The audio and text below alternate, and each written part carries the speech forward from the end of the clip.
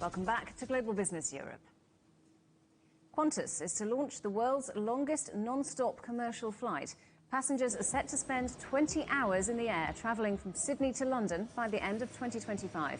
The airline says it's ordering 12 Airbus A350-1000 aircraft to operate the Project Sunrise flights to cities including London and New York. Let's talk now to Andrew Charlton, who's the managing director of the consultancy firm Aviation Advocacy. Welcome back to the programme, Andrew. So why are Qantas launching this long flight now? I mean, is there really a demand for something like this, especially after the pandemic? Well, arguably there's more demand after the pandemic than before, because what we've seen after 2.5 years of the demand being pent up is an enormous release of that demand.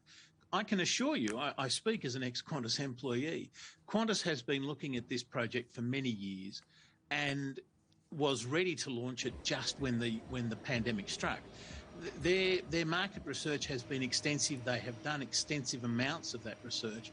They genuinely believe there is a market for this sort of product and that people are prepared to sit in an aeroplane for 20 hours. You must remember, for most Australians, the stop-off, whether it's in Singapore or Bangkok or LA or Dubai or whatever, is just an annoyance before you get to where you've got to go, I guess, unless they're smokers. But the Qantas is sure that the demand is there, and as I say, they've been wanting to do this for some years now.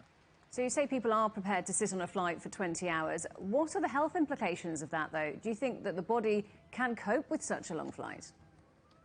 Well, Qantas has done quite a lot of testing on that, and indeed had run a number of test flights. The big issue is deep vein thrombosis, or DVT, which you get from sitting still, whether you're sitting in a first-class seat or an economy class seat, I should add. And so Qantas is putting into the aeroplane some wellness areas, allowing you to get up and walk around. They're going to encourage you to do that. There's in the wellness areas, there's places where you can stretch. There's lots of water. They're going to make sure everybody remains very well hydrated. I think, frankly, the biggest issue will be boredom. There's only so many in-flight movies you can watch. There's only so many meals you can eat. But on the other hand, you get there, 4 or 5 hours quicker, 6 hours quicker. So perhaps it's worthwhile. And what about environmental concerns? These are big planes with big fuel tanks. Is it better for the environment, or is it actually worse than taking 2 flights for the same journey? As a matter of fact, it's better because you're not landing and taking off twice. You're only taking off and then landing once. And so you will be burning less fuel because you won't be doing that sort of break in the middle.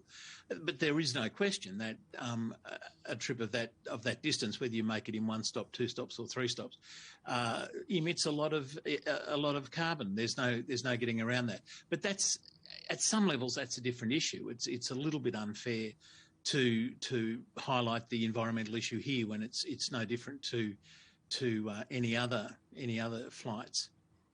Do you think this is then the limit for air travel, roughly 20 hours in one flight, or do you think we'll see passenger planes doing longer flights in the future? Well, it's hard to think of any sector that is longer. I mean, Australia's not called the Antipodes for nothing. It's very hard to see where more or where further you could fly. Greenland, perhaps, Iceland, I suppose. In great circle distance terms, the single most distant point from Melbourne, for example, is the Azores. So commercially, I think this is probably as far as you can go, literally, just because that's, the world being a globe and all that stuff. I think the other really interesting thing, though, just to raise a slightly different point, is that for the first ever time, this has put Qantas in the box seat. Qantas has always had to overcome the tyranny of distance, has always felt that the problem is that they're such a long way away. But actually, this is a flight for which Qantas and this aircraft is perfectly made, and no other airline will find it commercially interesting to operate this flight, because for them, Australia is a very small percentage of their total production. So actually, for once, Qantas and Australia is in the box seat. Andrew Charlton from Aviation Advocacy. Great to get your thoughts today. Thank you. Thanks, Robin.